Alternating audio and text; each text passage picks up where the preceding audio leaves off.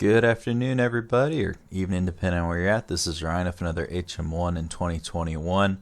Today we're going over Bumed Instruction 6224.8 Charlie, which is all about TB, Tuberculosis Surveillance and Control Program. To be honest, before I really get into this instruction, there's not a lot in it. We see it's only about 14 pages. Most of that is the enclosures. There's really not a lot in here, but there's a few key things that I thought was important that I'll point out. So purpose, always important to know. So basically policy procedures for TB stuff. It's not only DON personnel, but it is also for military SEALIF command, civilian mariners at risk for TB. So not just military people, also military SEALIF command, civilian mariners, which to my knowledge is kind of unique that this instruction states that, because there's not too many instructions to my knowledge that we study for advancement where they even talk about those MSC mariners. So I thought that was kind of interesting to see in the instruction. So the latent TB infection, LTBI, shows up a lot in this instruction. Basically says it's super important to check if someone has that latent TB infection.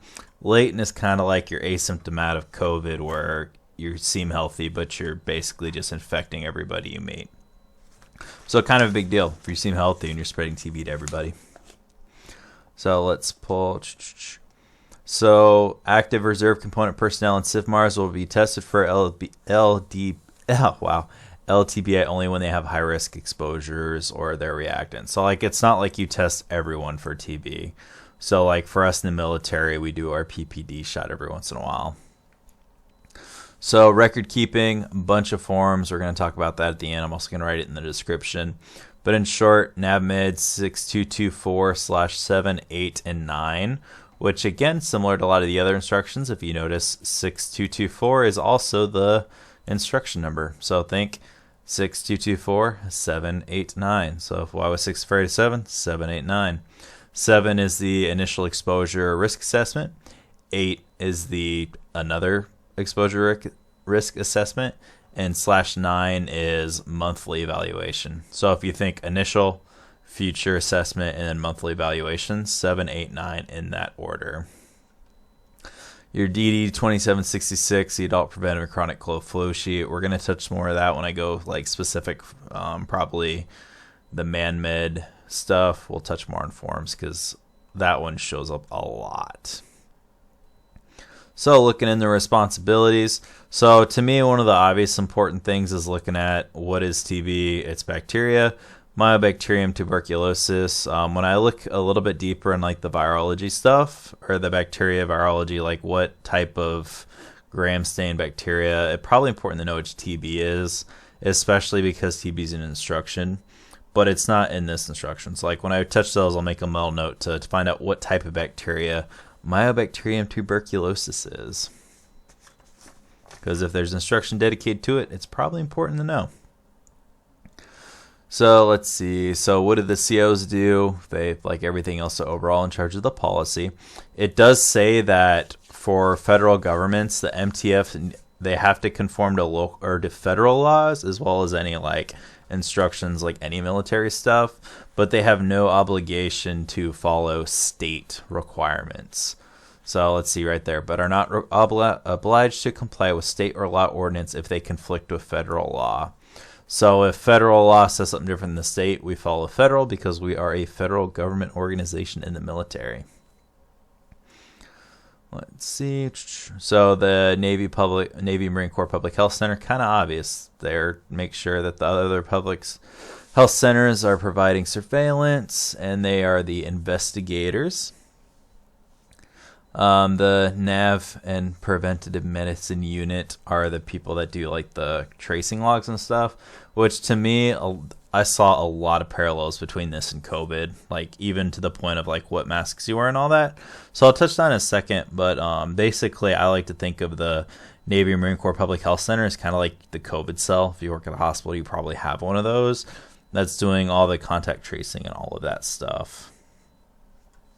See, again, there's the DD 2766, which is the adult preventative and chronic care flow sheet. And again, here are those forms. So again, 62247, initial exposure. 6224/8, TB exposure risk assessment. 6224/9 is the monthly evaluation for people getting treatment for that latent infection. And then we also have a couple NAVMEDs, which again, that's probably going to come up when I study the P117. 6230/4 is an adult IMS record. 6230/5 is the children immunization record. But that's probably going to get touched for other studying. All right, let's see. Let me pull up my instruction.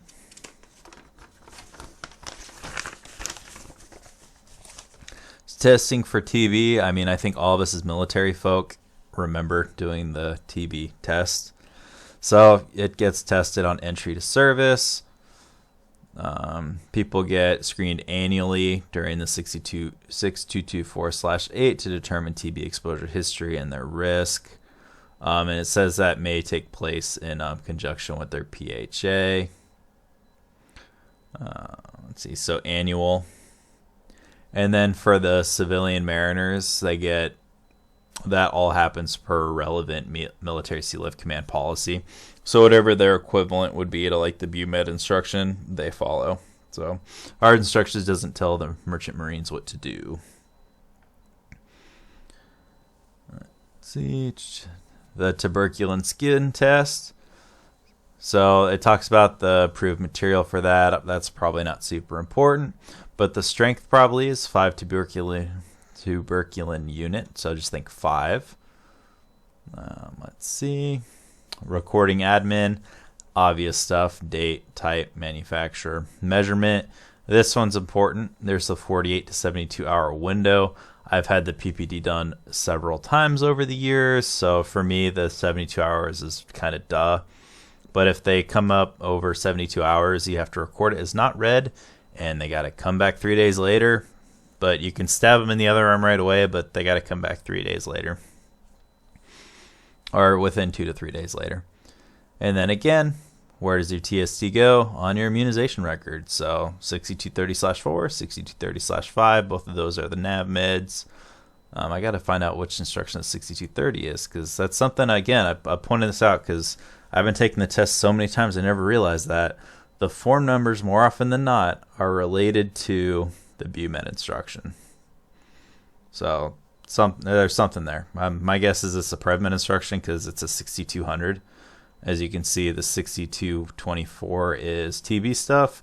So my guess is the 6200 is some other form of PrevMed type instruction. But I'll look that one up later. Maybe it's on the advancement exam.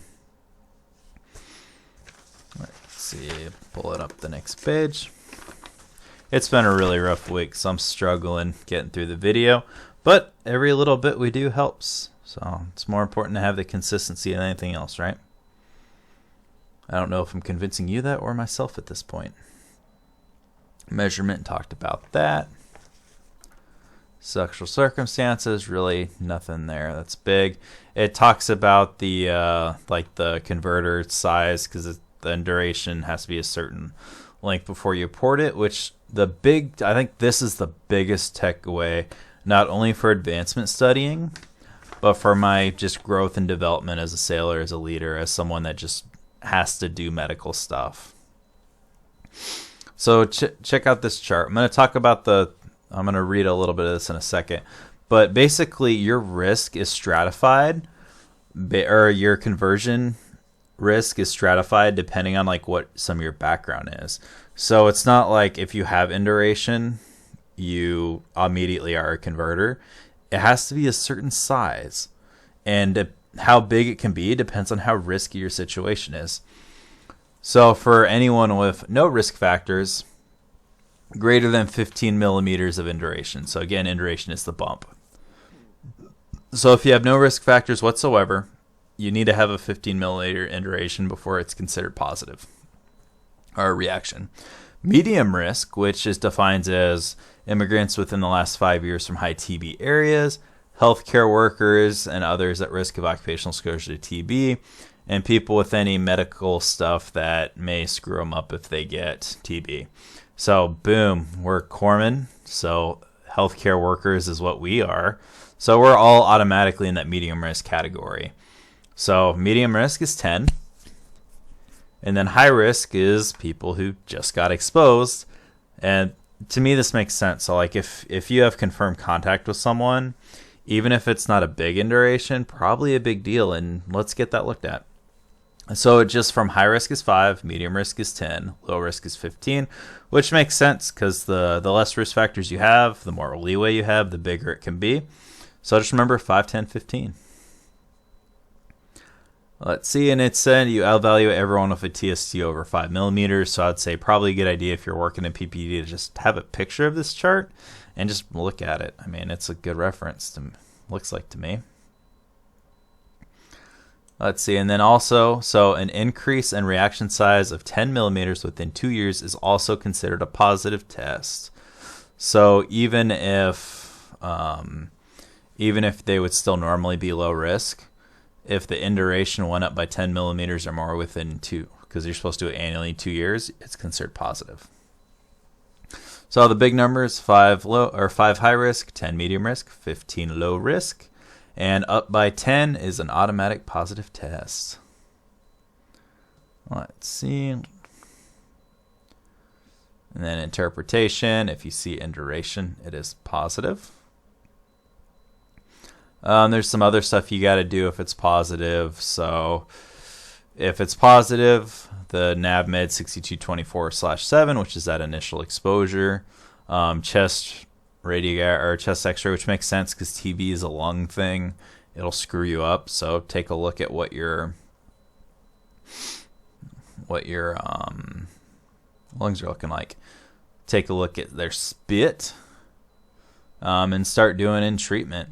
It does say treatment should be initiated unless medically contradicted. Clinical monitoring makes sense. So people get followed up monthly until the treatment's completed. And that goes on the monthly 6224/9. Make sure they adhere to their treatment. It's a 12-month program for directly observed therapy.